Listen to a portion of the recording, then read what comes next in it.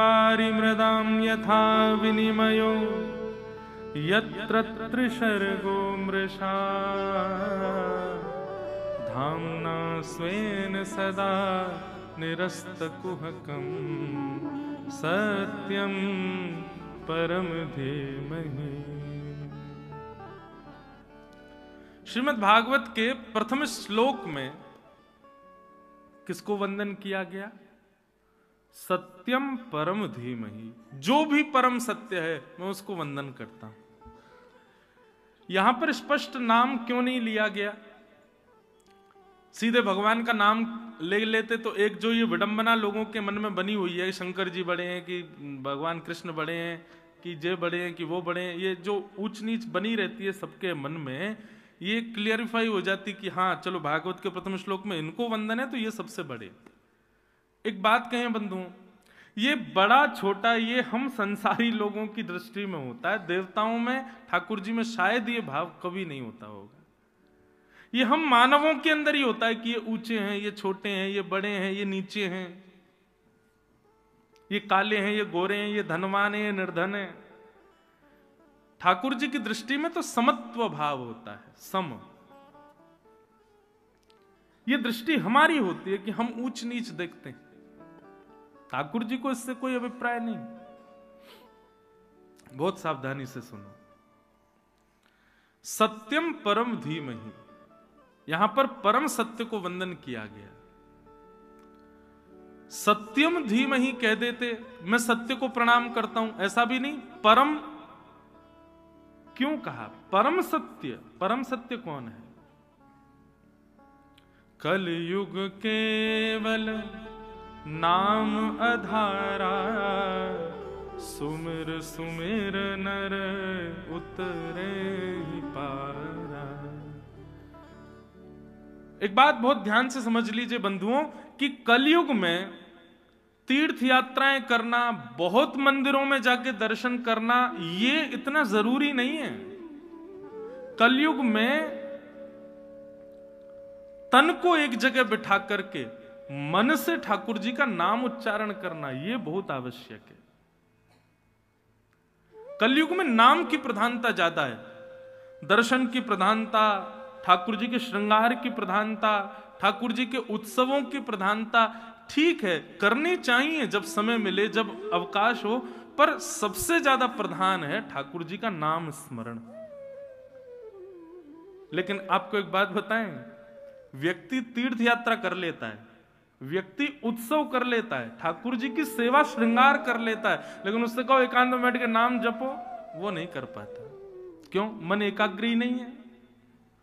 बंबई में मेरी कथा चल रही थी तो एक व्यक्ति बोला, महाराज जी जब मैं नाम जप करता हूं ना तो नेत्र बंद करता हूं तो मुझे ठाकुर जी नहीं, मुझे अप्सराएं दिखती हैं, मैं क्या करूं? सोचो, आप हंस तो गए सब, लेकिन एक बात कहें, यहां पर बैठे भी 95% लोगों को भी ऐसा ही कुछ दिखेगा, ठाकुर जी नहीं दिखेंगे। यहां पर बैठे भी 90% लोगों को ठाकुर जी नहीं दिखेंगे नेत्र बंद करने पर। और ये इसका कारण क्या है? चित्त हमारा मलिन है।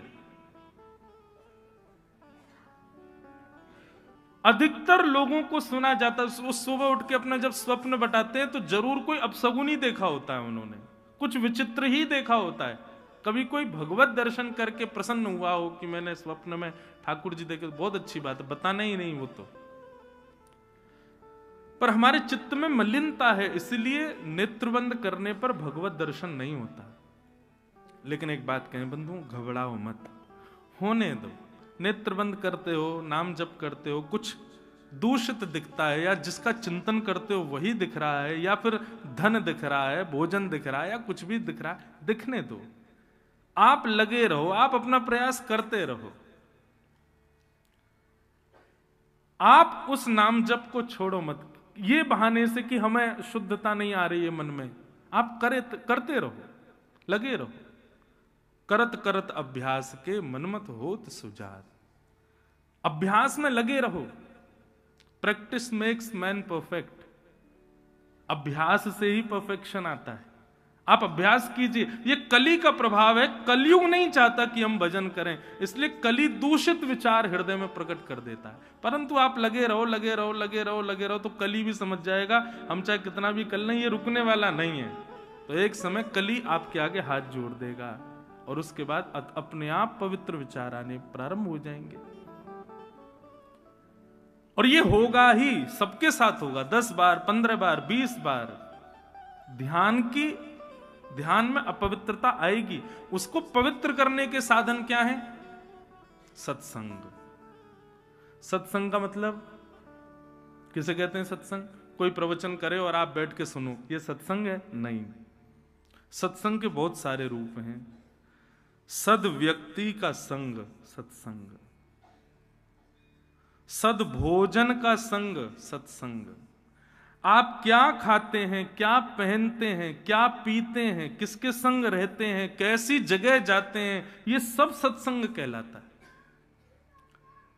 मुझसे किसी ने कहा, महाराज जी आप धोती ही क्यों पहनते हैं, बगलबंदी ही क्यों पहनते हैं, तिलक क्यों लगाते हैं? यह रूप धारण करना भी सत्संग है।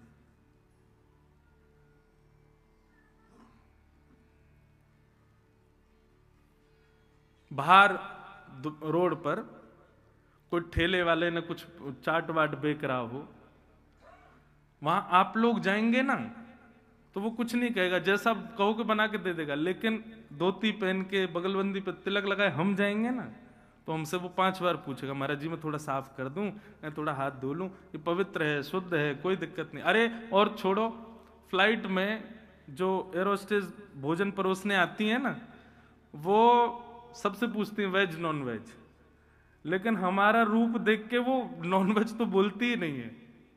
वो पूछेगी, महाराज आप तो वेज ही लेंगे ना? वेज में भी जैन लेंगे। मैंने नहीं, हमें चाहिए ही नहीं कुछ भी। उसको कैसे पता कि मैं अपवित्र नहीं खा सकता? मेरे स्वरूप ने बताया। तो ये स्वरूप भी सत्संग है। आप कैसे स्थानों पर जाते हैं, कैसे लोगों के संग बैठते हैं, उनसे क्या वार्ताएं करते हैं, यह भी सत्संग कहलाता है। केवल किसी का प्रवचन सुनना मात्र सत्संग नहीं है। यह सत्संग की प्रारंभिक सीढ़ी हो सकती है, परंतु आपकी पूरे दिन की दिनचर्या भी सत्संग को दर्शाती है। वस्त्र भी सत्संग है, वेश भी सत्संग है। मीराबाई कहती है ना, हम लोग श्रृंगार करते हैं, किस लिए करते हैं? हम सजते हैं, साड़ी पहनते हैं, कुर्ता पहनते हैं, कुछ भी पहनते हैं, गले में हार पहनते हैं, कानों में कुंडल लगाते हैं। किस लिए? परफ्यूम लगाते हैं ताकि 4 लोग हमसे पूछें, भाई साड़ी कहाँ से ली, कुर्ता कहाँ से लिया, कुंडल बड़े बढ़िया, आपके गले का हार बहुत सुंदर, परफ्यूम कौन सा लगाया। हम दूसरे को रिझाने के लिए ही पूरी क्रिया करते हैं। तो मीराबाई कहती हैं, जिन भेषा मारो सावरो रीझे, जिन भेषा मेरो गिरधर रीझे, मैं सो ही भेष धरूंगी, हो बाला सो ही भेष धरूंगी, हो मैं बैरागन हूं। वृंदावन में आप लोग घूम रहे हो 2 दिन से, देखो यहां के लोग कैसे रहते हैं। तिलक लगा के घूमेंगे, धोती पहनेंगे, इतनी सर्दी है फिर भी धोती में रहेंगे। कई लोगों के नियम है वो पादुका नहीं पहनते, नंगे पांव घूमेंगे। क्यों? क्योंकि उनकी वेशभूषा में भी आपको रिझाना श्रेष्ठ नहीं है। वो इसीलिए ऐसे बन के घूम रहे हैं कि बिहारी जी हमसे प्रसन्न रहे। ये श्रृंगार बिहारी जी का है, ये श्रृंगार राधारमण लाल के लिए, ये श्रृंगार श्री राधा वल्लभ जी को खुश करने के लिए। संसार के लोगों को भले ही तुम्हारे तिलक से पीड़ा हो, तिलक लगाए कलकत्ता में घूमो, तिलक लगाए दिल्ली में घूमो, 4 लोग टोक देंगे, लेकिन वृंदावन में कोई नहीं टोकेगा। क्यों? वृंदावन में किया गया श्रृंगार भी ठाकुर जी की प्रसन्नता के लिए। तो वह श्रृंगार भी आपका सत्संग बन जाता है। तो मन की शुद्धता यदि चाहिए तो उसके लिए श्रृंगार हो, आहार हो, विचार हो, पहनावा हो, उठना बैठ, सबकी शुद्धता करना बहुत जरूरी है। आप कहीं भी दुकान से पैकेट खरीद के फाड़ के खा लोगे, संत क्यों नहीं खा रहा है, कोई वैष्णव क्यों नहीं खा रहा है? क्योंकि उसको पता है कि इस आहार के सेवन से मेरा मन मलिन होगा, संत महापुरुष तो अपना जल भी संग लेके चलते हैं, वो बाहर का जल भी नहीं पीते। क्यों?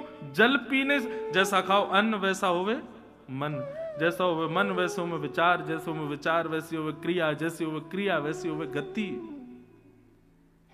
तो सत्संग का मतलब केवल किसी सद व्यक्ति को श्रवण करना ये सत्संग नहीं है, अपने आचार विचार को भी शुद्ध करना ये सत्संग है, ये सब सत्संग है। और ये जब क्रिया में आएगा, आपके आचार विचार, पहनाव उड़ाव, खान पान, ये सब शुद्ध होते चले जाएंगे। फिर लगाना आप नेत्र बंद करना, कोई अप्सरा नहीं दिखेगी, फिर तो त्रिभंग ललित श्याम सुंदरी दिखाई देंगे, फिर तो हमारी किशोरी जी दिखाई देंगे, फिर तो ललिता विशाखा ये सखियां दिखाई देंगी।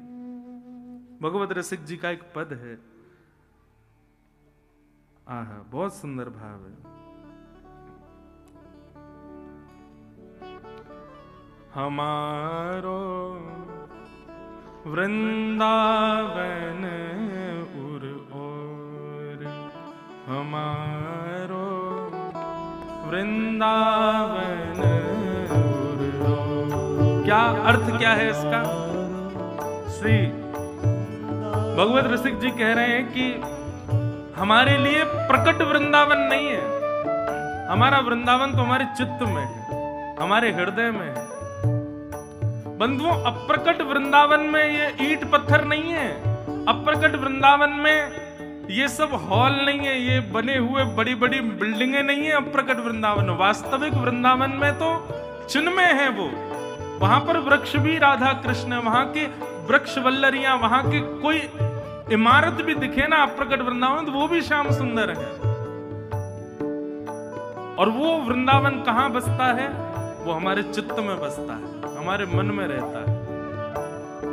हमारो वृंदावन उर और, हमारो वृंदावन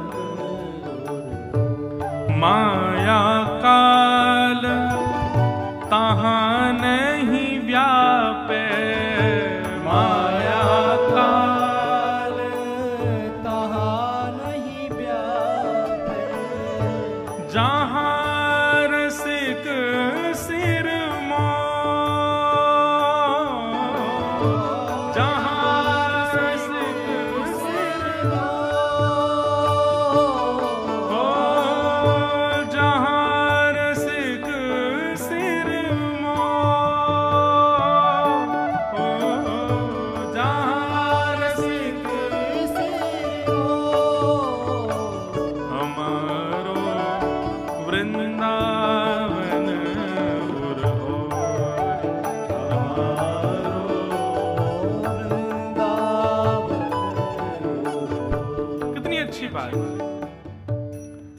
जहां पर पुलिस खड़ी हो वहां कोई चोरी कर सकता है? नहीं। जहां पर टीचर बैठा हो वहां बच्चे शैतानी कर सकते हैं? नहीं। ऐसे ही हमारे जीवन में जितने भी पाप आते हैं वो मन से आते हैं। यदि उस मन में श्रीधाम वृंदावन विराजमान हो जाए तो कभी कोई पाप आएगा? कभी नहीं आ पाएगा। यहां पर कह रहे हैं माया काल तहां नहीं व्यापे, जहां रसिक शिरमोर। बोले भैया तन से वृंदावन आ रहे हो, तन से वृंदावन में रह रहे हो, इसका कोई अभिप्राय नहीं है। तन को कहीं भी घुमा लो, तन जैसे यहां से बाहर जाएगा फिर बिगड़ जाएगा। इसलिए क्या करो, जितने समय के लिए वृंदावन आए हो प्रयास करो कि उतने समय में वृंदावन को चित्त में लेकर के चले जाओ। वृंदावन सदा चित्त में रहे तो वहां पर किसी भी प्रकार का पाप प्रवेश नहीं कर पाएगा। माया काल तहां नहीं व्यापे, माया काल तहां नहीं व्यापे, जहां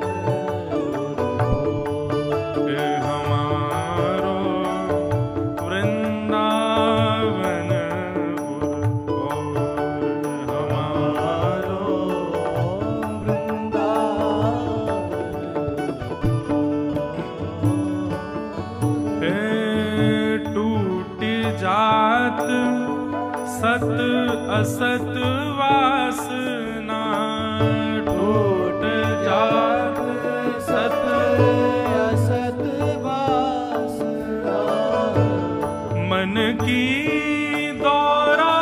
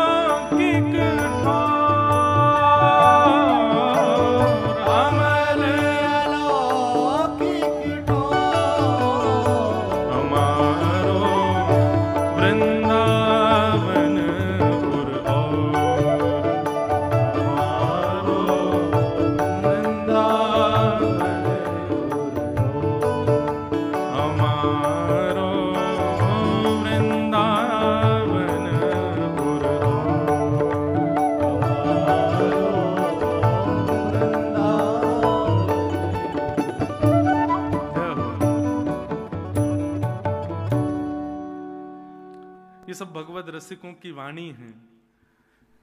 इन वाणियों से ही चित्त शुद्ध होता है। हो सकता है कई लोगों को समझ ना आए, लेकिन जो रसिक यहां बैठे होंगे उनको तो यही आनंद है महाराज। हम वैसे भी कथा में भजन कम गाते हैं, भजन में रुचि मेरी कम है। मुझे ऐसे पद ज्यादा प्रिय है जो रसिकों के हैं, जैसे मीराबाई के, सूरदास के, स्वामी श्री हरदास जी के। इन वाणियों में आनंद सुख तो सुनने में आता भी है, चित्त भी पवित्र होता है गाने से, सुनने से। अब कितनी अच्छी बात। वृंदावन आने का उद्देश्य क्या है कि वृंदावन चित्त में बस के आप यहां से जाओ, चित्त में बसा रहे। कलकत्ता पहुंच जाए शरीर, लेकिन चित्त फिर भी वृंदावन की स्मृति में रहे। नित्य वृंदावन रमा रहे चित्त में, ऐसी स्थिति कर लें तो क्या होगा। बोले माया काल तहां नहीं व्यापे। फिर तन से जाए अमेरिका चले जाओ, माया आपको सता नहीं सकती। संसार के विषय भोग आपको परेशान नहीं कर सकते। टूट जात सत असत वासना, फिर आपको किसी में भी दुर्गुण नहीं दिखेगा। अच्छा, एक ये प्रमाण लिख लीजिएगा कि आप वैष्णव बन चुके हो, आप भक्त बन चुके हो। इसका एक प्रमाण ये है कि आपको फिर किसी में कमी नहीं दिखाई देगी। चाहे कोई कितना भी उपेक्षित व्यक्ति हो, किसी में कमी का दर्शन नहीं होगा, असदता का दर्शन नहीं होगा। सब में सत ही दिखेगा, सब में अच्छाइयां ही दिखेंगी। टूट जात सद असत वासना और मन की दौरा दौर। ये जो मन बहुत विचलित रहता है, भटका रहता है। आज ही कोई माता जी मुझसे पूछ रही थी, महाराज जी मन बड़ा विचलित रहता है, क्या करें। विचलित इसलिए है क्योंकि मन पर लगाम नहीं है, और मन की लगाम हमारे पूज्य पिताजी गाते हैं। देखना इंद्रियों के न घोड़े भगे, उनमें हरदम जो संयम के कोड़े पड़े। अपने मन को सुमार्ग लगाते चलो, कृष्ण गोविंद गोपाल गाते चलो। हमारा जीवन एक रथ है। रथ के 4 पहिए होते हैं। हमारे जीवन रूपी रथ के भी 4 पहिए, धर्म, अर्थ, काम और मोक्ष। रथ पर बैठे, जीवन रूपी रथ पर बैठे हम लोग हैं। हम कौन? हम अर्जुन हैं। इस रथ को चलाने के लिए 10 घोड़े हैं। कौन कौन से? 5 कर्मेंद्रिय और 5 ज्ञानेंद्रिय। अब हम तो बैठे हैं, रथ भी हमारे पास है, 4 पहिए भी हैं, 10 घोड़े भी हैं। लेकिन 10 घोड़ों को यदि खुला छोड़ दो तो एक इधर भागे, एक उधर भागे, एक उधर भागे, रथ का क्या होगा? टूट जाएगा, छूट जाएगा, बर्बाद हो जाएगा। इसलिए क्या करो? बोले अर्जुन की तरह एक चालक, एक सारथी बैठा हो। और अर्जुन ने जिन सारथी को बैठा है उन्हीं को ही बैठा हो, वो सबसे बढ़िया सारथी है। ठाकुर जी ने महाभारत युद्ध में सारथी बन के सबको ये बात बता दी, हमसे बढ़िया ड्राइवर नहीं मिलेगा तुमको अपने जीवन रूपी गाड़ी चलाने के लिए, इसलिए हमको ही ड्राइवर बनाओ। ठाकुर जी को ही अपने रथ का सारथी, जीवन रूपी रथ का सारथी बनाओ, 10 इंद्रियों को उनको सुपुर्द कर दो, फिर देखना ये संसार की जो दौरा दौर मन की है, ठाकुर जी उससे ऐसे पार करा देंगे जैसे गाय के खुर का गड्ढा। मन की दौरा दौर भगवद रसक बतायो श्री गुरु अमल अलौकिक ठौर। ठौर किसे कहते हैं? डेस्टिनेशन। एक ऐसी अलौकिक डेस्टिनेशन, मतलब डेस्टिनेशन मतलब बस उसके आगे अब कहीं जाना ही नहीं है, वो ठौर है हमारी। और यही श्रेष्ठ है। हम लोग आध्यात्मिक पथ पर चली इसीलिए रहे ताकि हमारा मन उसको एक ठौर मिल जाए। और वो ठौर कब मिले? जब वृंदावन इस चित्त में विराजमान हो जाए।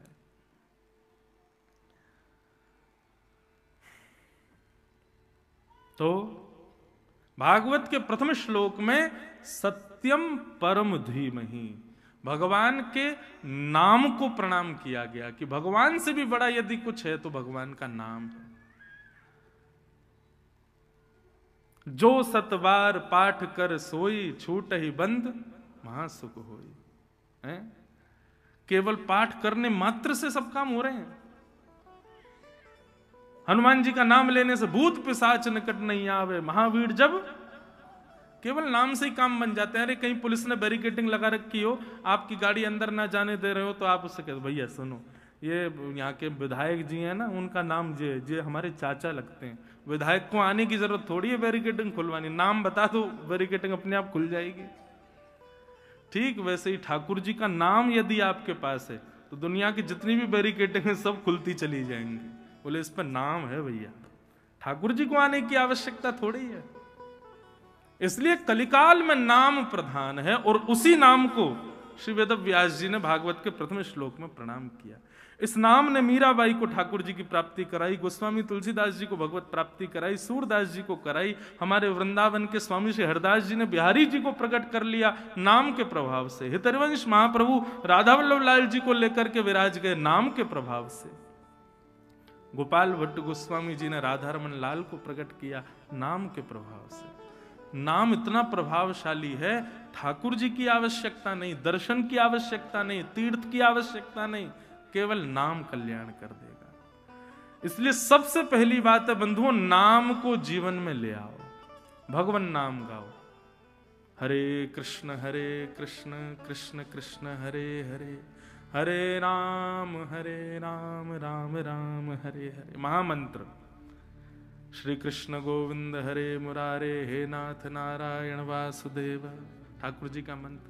युगल मंत्र राधे कृष्ण कृष्ण कृष्ण राधे राधे, राधे श्याम श्याम श्याम राधे राधे। सुलभम भगवन नाम जिह्वाच वशवर्तिनी, तथापि नरकम यान्ति किमाश्चर्य मतः परम।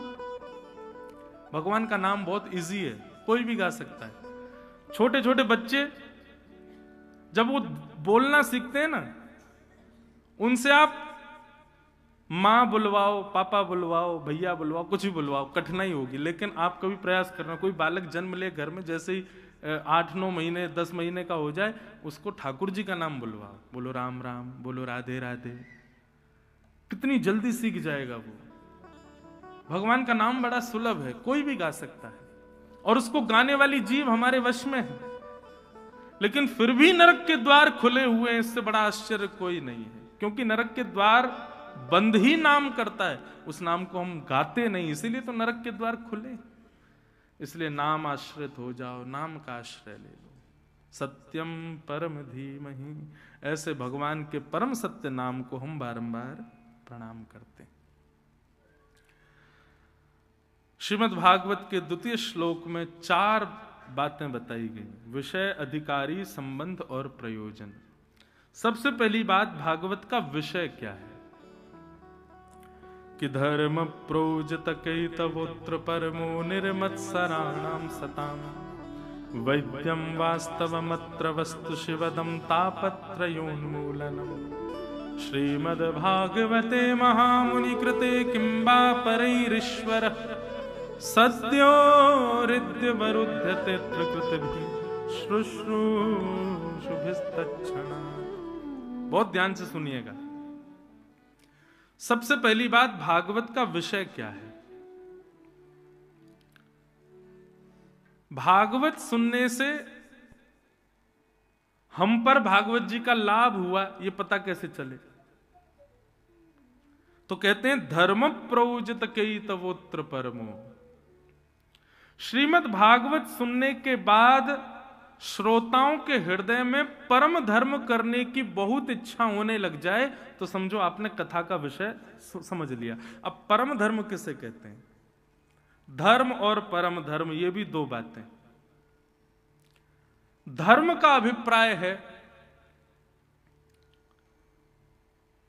आप दुकान चलाते हो, ये धर्म है। आप बिल्कुल निष्ठा से अपना बिजनेस करते हो, ये धर्म है। अपने जीवन यापन के लिए, अपने बच्चों की परवरिश के लिए, अपने परिवार के लिए आप जो कोई भी सत्कर्म कर रहे हो वो सब धर्म कहलाता है। संसार में रहने के लिए, मान प्रतिष्ठा यश वैभव प्राप्ति के लिए, 3 समय की रोटी पाने के लिए जो भी आप कर्म कर रहे हो वो सब धर्म है। लेकिन अपने आत्म कल्याण के लिए, भगवत प्राप्ति के लिए, भगवत दर्शन के लिए, अपनी आत्म सुख के लिए जो आप कर्म कर रहे हो उसको कहते हैं परम धर्म। बताओ, आप कथा सुन रहे हो, ये धर्म है कि परम धर्म है? क्या है? जोर से बोलो, जो सो गए वो उठ जाएंगे। हाँ, परम धर्म। क्यों? यहां पर आपके तन के लिए आप कुछ नहीं कर रहे हो, मन के लिए। एक और बात कह दें, तन के लिए जो कुछ भी किया गया है वो सब धर्म है, लेकिन मन की शुद्धता के लिए जो आप करते हो वो परम धर्म। गंगा स्नान भी धर्म है क्योंकि तन ने डुबकी लगाई। तीर्थ यात्राएं करना भी धर्म है क्योंकि तन ने जाकर के भ्रमण किया। लेकिन नेत्र बंद करके भगवत स्मरण करना ये धर्म नहीं है, ये परम धर्म है। क्यों? वहां मन के लिए आप कर रहे हैं। तो ज्यादा इसको कॉम्प्लिकेटेड नहीं, सिंपल डेफिनेशन यही है, तन की उपस्थितियां जहां जहां हो रही हैं वो सब धर्म, लेकिन मन की उपस्थिति शुद्धता से भगवत कार्यों में जहां होती है वो परम धर्म। परम धर्म। कथा में धर्म भी हो रहा है क्योंकि तन से भी आए हो, लेकिन तन से भले ही यहां आ जाओ, मन से नहीं आओगे तो कथा सुनना भी व्यर्थ है। तो मन की उपस्थिति है, इसलिए ये परम धर्म है। कथा सुनने के बाद श्रोताओं के हृदय में अधिकतर परम धर्म करने की इच्छा प्रकट होने लग जाए, समझो कि उन पर कथा ने प्रभाव डाला है। मतलब तन से धर्म करें इसकी अभिलाषा इतनी नहीं होगी, पर मन से हमारा हो, मन से हम कुछ करें, मन से पुण्य करें, मन से भगवत स्मरण करें। इसका मतलब आलसी हो जाओ ये नहीं है।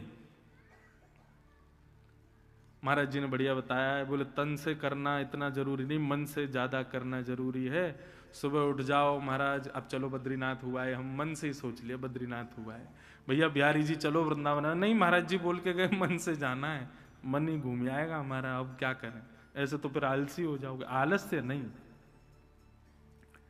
मन की उपस्थिति का कारण कि मन से, ठीक है बिहारी जी जाना भी उचित है, बद्रीनाथ भी जाना उचित, पर मन को गतिशील हो, मन का प्रभाव दिखे हमारे जीवन पर, तब मन से किया गया जो क्रिया है वो परम धर्म कहलाएगा। परम धर्म, धर्म और परम धर्म। तो भागवत का विषय क्या है?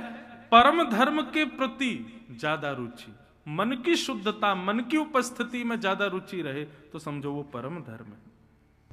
तो ये भागवत का विषय। दूसरा, भागवत का अधिकारी कौन है? श्रीमद् भागवत सुनने और कहने का अधिकार किसको मिला है? क्यों? यहां पर भी कोई प्रमाण चाहिए। हाँ, निर्मत सराणाम सताम। भागवत का अधिकारी कैसा होना चाहिए? बोले मात्सर्य दोष से रहित होना चाहिए, उसके अंदर मात्सर्यता नहीं होनी चाहिए। मात्सर्यता किसे कहते हैं? दुख के 3 कारण बताए जाते हैं शास्त्रों में। दुख का पहला कारण क्या है? कर्म, जैसा करोगे भोगोगे। दुख का दूसरा कारण क्या है? काल, समय। कभी कभी आप कर्म अच्छे कर रहे हो लेकिन समय अच्छा नहीं है। और दुख का तीसरा कारण क्या है? स्वभाव। कई लोगों के स्वभाव ही दुखी है। क्यों रो रहे हो भैया? बोले रो नहीं रहा, मेरा चेहरा ही ऐसा है। कई लोग वैसे दुखी रहते हैं, कितना भी अच्छा कर लो फिर भी दुखी हैं वो। तो दुख के ये 3 कारण, परंतु कलयुग में एक दुख का एक और कारण है, चौथा। क्या? दूसरे के सुख का दुख। ये सुखी क्यों है? ये हंस क्यों रहा है? ये इतना खुश क्यों है? इसकी खुशी मुझसे देखी नहीं जा रही। तो दुख का चौथा कारण कलयुग में क्या है? दूसरे की प्रसन्नता, दूसरे का हंसना, दूसरे का खुश होना, ये हमारे दुख का कारण बन जाता है। और बड़े शहरों में तो ये बहुत ही ज्यादा है। दूसरे का सुख कोई नहीं देख सकता, दूसरे के सुख में लोग सुखी नहीं होते। तो ये जो चौथा वाला जो गुण है, ये जिन लोगों के अंदर ये दोष है, जो दूसरों के सुख से दुखी होते हैं, ऐसे व्यक्ति को ना तो कथा सुनने का अधिकार है और ना कथा कहने का अधिकार है। मात्सर्य दोष से युक्त व्यक्ति वो कथा सुन भी नहीं पाएगा और कथा सुना भी नहीं पाएगा। कहने का अभिप्राय यह है कि वो मंच पर बैठ जाए वक्ता बन के, लेकिन मात्सर्य दोष उसके हृदय में, तो उसकी कथा प्रभाव नहीं डाल पाएगी किसी के चित्त पर। मात्सर्य दोष से युक्त व्यक्ति कथा के क्रम में आ भी जाएगा तो 4 घंटे व्यास कहते रह जाएंगे, लेकिन उसको कुछ पल्ले नहीं पड़ेगा, समझ में नहीं आया, क्योंकि मात्सर्य दोष ज्ञान को भीतर आने से रोकता है। मात्सर्य दोष दूसरे पर प्रभाव डालने से रोकता है आपकी वाणी को। इसलिए भागवत का अधिकारी कौन? मात्सर्य रहित व्यक्ति। एक काम, हमारी कही एक बात मानिएगा, जब आप लोग वापस अपने अपने घर जाओ, मैं एक बात कहता हूं कथाओं में कि जब अपने घर जाओ कथाएं सुन के, तो उस व्यक्ति से जरूर मिलिएगा जिससे आपको कभी ईर्ष्या थी। और एक बात बताएं, दूध का धुला कोई नहीं, ईर्ष्या एक ना एक बार सबको होती है। सबको किसी ना किसी से ईर्ष्या तो रहती है, किसी ना किसी से जलन तो सबको हुई है। ये मात्सर्य दोष सबके हृदय में होता है। कथा सुनकर के उस व्यक्ति को देखिएगा, यदि अब भी आपके हृदय में वही ज्वलनशीलता और वही उसकी प्रसन्नता से दुख हो रहा है, मात्सर्य दोष अभी भी चित्त में है, तो इसका मतलब है अभी कथा ने आपको स्वीकार नहीं किया। लेकिन कथा सुनने के बाद आप गए और उस व्यक्ति को जैसे ही देखा तो अब उससे जलन नहीं हो रही, अब उसमें गुण दिख रहा, अब वो अच्छा सा लग रहा, अब उसमें भी बढ़िया दर्शन हो रहा है, तो प्रसन्न हो जाना। क्या कि भैया राधा माधव ने हमको स्वीकार कर लिया, कथा ने हमको स्वीकार कर लिया, कथा हमारे चित्त में आ गई, हमारा मात्सर्य दोष नष्ट हो गया। मात्सर्य दोष की रहितता का ये प्रमाण है। तो जरूर करिएगा। जो लोग कलकत्ता से आए, दिल्ली से आए, पंजाब से आए, जहां जहां से आप लोग आए हो, और जो वृंदावन के भी हैं, कहीं वृंदावन वाले इतना मत भूल जाइए कि भाई हमें तो कोई दिक्कत ही ना है। आप लोग भी यहां से बाहर निकल के जाना और उस व्यक्ति से जरूर मिलने जाना जिससे ईर्ष्या होती। और मिलने नहीं जाओ तो फेसबुक पे ही खोल लेना, उसका अकाउंट खोल के देखना, नहीं है तो बढ़िया ये, और देखे कि हाँ बढ़िया है, तो समझना कथा ने प्रभाव डाला है। आप जैसे हो वैसे ही बने रहे तो भैया क्यों कर रहे हो 4 घंटे व्यर्थ? क्यों इतना पैसा बर्बाद कर रहे हो कथा वथा कराने में, सुनने में? लगे रहो, वैसे ही बने रहो। ये परिवर्तनशील होना बहुत आवश्यक है बंधु, परिवर्तन। तो भागवत का अधिकारी कौन? निर्मत सराणाम सता, जो मात्सर्य दोष से रहित। एक बार भगवान की एक भक्त ने तपस्या की, एक विनोद की, एक है, जय हो मैया को प्रणाम।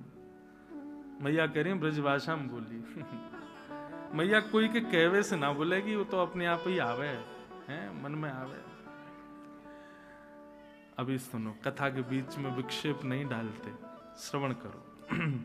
तो एक बार एक भक्त ने ठाकुर जी की तपस्या की, भगवान प्रसन्न हो गए, बोले मांगो क्या चाहिए। उसने मांगा, बोले मैं जो मांगू सो मुझे मिल जाए, मैं जब जो चाहूं वो वस्तु मेरे सामने उपस्थित हो जाए, ऐसा वरदान दे दो। भगवान बोले ये वरदान नहीं देंगे भाई, तुम लोग बड़े खतरनाक हो, कुछ भी मांग सकते हो। भस्मासुर ने कहा मैं सिर पे हाथ रखूं तो भस्म हो जाए, उसने शंकर जी के सिर पे हाथ रखा सबसे पहले, ताकि ये भस्म हो जाए, पार्वती जी से मैं ब्याह कर लूं। तो ऐसे वरदान नहीं देते हम, तुम जो चाहो वो तुम्हारे सामने उपस्थित हो जाए, तो ऐसा वरदान थोड़ी देंगे। वक्त बोला तो ठीक है फिर कोई बात नहीं, आप भी जाओ मैं भी जाता हूं, यही वरदान चाहिए, इसके अलावा कुछ नहीं चाहिए। भगवान बोले देना तो पड़ेगा भाई, तूने तपस्या करी है, एक काम करते हैं, जो तू चाहेगा तुझे मिल जाएगा, पर तेरे पड़ोसी को दुगना मिलेगा, तेरे पड़ोसी को तुझसे ज्यादा मिलेगा, बता मंजूर? ठीक है मंजूर। भगवान क्योंकि जानते हैं ये सह नहीं पाएगा, ये कितना भी मांग ले, इससे दुगना जिसको मिला ये उसी से ही हमेशा पैज में बना रहेगा, ये सह ही नहीं पाएगा, ये मानव का स्वभाव है बंधुओं। ठाकुर जी ने वरदान दे दिया, जो मांगेगा सो मिलेगा। अब वो जो भी मांगता है पड़ोसी को दुगना मिलता है। मेरा घर बन जाए, उसका एक बना, पड़ोसी के दो, मुझे गाड़ी मिल जाए, एक आई उसके दो। बेचारा 4 भी मांगता है तो पड़ोसी को 8 मिलता है। हे ठाकुर जी मेरा सुंदर सी कन्या से ब्याह हो जाए, इसका 1 हुआ, पड़ोसी के 2 हुए। और सुंदर मांगी तो उसकी तो परम सुंदर आई, सब चीज दुगनी। तो इस हद तक पहुंच गया कि जो भी करता हूं सब दुगना मिलता है, तो घाटे की वस्तु मांगूंगा तो मुझे घाटा 1 होगा, इसको दुगना होगा। चलो अब उल्टा करते हैं, ठाकुर जी मेरी एक गाड़ी का एक्सीडेंट हो जाए, इसकी 1 हुई उसकी 2 हो गई। मेरी पत्नी पधार जाए, इसकी तो 1 ही मरे, उसकी दोनों मर जाएंगी। हे ठाकुर जी मेरी एक आंख फूट जाए, मैं तो 1 से ही अंधा होऊंगा, 1 से तो दिखेगा, उसकी दोनों फूटेंगे। इसको कहते हैं मात्सर्य दोष। ये मात्सर्य दोष से रहित होना पड़ेगा। और एक बात बोलूं बंधुओं, आपका गंगा स्नान, आपकी तीर्थ यात्रा, आपका संत संग, आपका संत भोजन, ब्राह्मणों को दान, कथा सुनना, ये जितने भी पुण्य बताए गए हैं, इन सब पुण्यों का फल यही है कि आप मात्सर्य दोष से रहित हो जाओ। अगर मात्सर्य दोष हृदय से नहीं गया, आपके द्वारा की गई सब श्रम एव ही केवलम, सब श्रम है। बहुत बड़ी बात है, इसको समझ लीजिए बस। भक्ति में भी ये दोष आ जाता है बंधुओं। हम तो देखते हैं, अब किसी शहर में गए, वहां का एक व्यक्ति है वो हमसे थोड़ा प्रेमी है, हमने एयरपोर्ट से फोन कर दिया भाई हम आ रहे हैं, व्यवस्था रखना, तो उसने व्यवस्था कर ली। अब उसके यहाँ चले गए, उसके यहाँ हम रह रहे हैं। अब कोई और मिलने वहां आ जाए तो उस व्यक्ति को ये रहता है कि महाराज जी मेरे यहाँ आए, ये क्यों आ गया यहाँ पे, इसको ये प्रणाम क्यों कर रहा है, इसको महाराज जी। यह भी एक दोष है। भक्ति होने के बाद भी ये दोष नहीं जाता है तो समझो आपकी भक्ति व्यर्थ है। सब श्रेष्ठ हैं, सब गुणवान। मीराबाई के चरित्र में आता है कि किसी काले व्यक्ति को, जिसको सब देख के हंसते थे, मीराबाई उसको देख के रो जाती थी। वो कहता आप रो क्यों रही हो? बोले मैं ये इसलिए रो रही हूं, ठाकुर जी ने तुम पर कितनी बड़ी कृपा की है। बोले क्यों? वो ठाकुर जी ने कितनी बड़ी कृपा दी कि अपना रंग तुमको दे दिया। हमको तो इसका भी अधिकारी नहीं समझा ठाकुर जी ने, तुमको इसका अधिकारी तो समझा कि अपना वर्ण तुमको दिया है। सोचो कैसी मीराबाई, उसमें भी गुण देख रही है। और ये केवल वैष्णवों का गुण नहीं, ठाकुर जी भी ऐसे ही है। कुब्जा का प्रसंग आता है भागवत में, 3 जगह से कमर टेढ़ी उसकी, जिसको देख करके कोई बात नहीं करता था, उसको ठाकुर जी भागवत में संबोधन करते हैं, अरे सुंदरी तुम कहां जा रही हो। संसार के लोग धनवान व्यक्ति से मित्रता करते हैं, ठाकुर जी का मित्र कौन? सुदामा, जिसके घर में 3 दिन भोजन ही नहीं बन पाता है हफ्ते में। अरे जीवन में कुछ लाने भी है ना गुण, तो ठाकुर जी के गुण ही लिया हो। ठाकुर जी के गुण कितने सुंदर हैं, कितने पवित्र हैं, कितने शुद्ध हैं। भगवान मात्सर्य दोष से रहित हैं, ऐसा ही हमको भी होना चाहिए। तो मात्सर्य दोष से बचो। भागवत का अधिकारी कौन? मात्सर्य दोष से जो रहित है। और तीसरी बात, श्रीमद् भागवत का संबंध क्या है? भागवत सुनने से हमारा किससे संबंध होता है? बोलो वैद्यम वास्तव मत्र वस्तु शिवदम। ठाकुर जी से संबंध हो जाएगा, और वो भी कैसा? कल्याणकारी। कल्याणकारी संबंध होगा। भागवत की कथा सुनने से और कोई लाभ नहीं है बंधु, एक ही लाभ है बस, और वो लाभ सबसे बड़ा लाभ है कि ठाकुर जी हमारे हो जाएंगे, बस और कुछ नहीं। और भागवत का प्रयोजन क्या है? बोले तापत्रयोन्मूलनम। जैसा कि मैंने कल भी कहा था, आज भी कहूं, कथा में नित्य आने वाला, नित्य कथा को जीवन बनाने वाले व्यक्ति के जीवन में फिर ताप अनुभव नहीं होते। श्री कुंभनदास जी, नाम सुना आपने? वैष्णवों ने सुना होगा, जो नए हैं उन्होंने नहीं सुना होगा। अष्ट सखाओं में एक सखा हुए श्री कुंभनदास। क्या नाम था? कुंभनदास। तो श्री कुंभनदास जी उनके पास ज्यादा धन नहीं था। कैसे थे? तिलक भी लगाते थे ना, तो एक कठौते में जल भर के और उसमें अपनी परछाई देख करके तिलक लगाते। मतलब शीशा भी नहीं था उनके घर में, इतने दीनहीन थे। एक बार अपनी भतीजी से बोले, अरे सुन, जल्दी तने कठौता लेके आ, मुंह को तिलक लगाना है। तो भतीजी बोली, आरसी तो पड्डा पी गो, क्यों जल है ना, वो तो बछड़ा पी गयो।